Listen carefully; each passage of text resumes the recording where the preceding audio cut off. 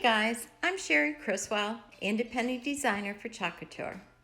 Today I'm working on an ink project for one of my grand dogs, Crazy Maizey. So this transfer fits her perfect. Cute, but crazy. Now, I'm also using another transfer that has long been retired, but one of my favorites. You can tell it's well loved. I have used it over and over and over again. And I'm using the copper ink on it. And also you can see through the bandana. That is our ink mat. It is also a little bit sticky, and with the two things combined, it just makes it so much easier. You can just kind of smooth out all the wrinkles. You get a flat surface to ink on, less chance for it to bleed underneath. So here I'm showing you how sticky the transfer is.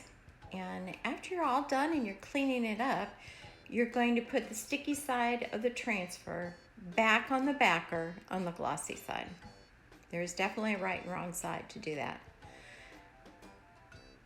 Then the ink does take longer than the paste, so you have more time to work. However, it is permanent, so you want to make sure you don't ink off of your transfer or get it on your fingers and get spots on it. You might have trouble getting it off even before you heat set it. So you take that off, and then after it's dry, and I let it dry overnight, but you can use a hair dryer.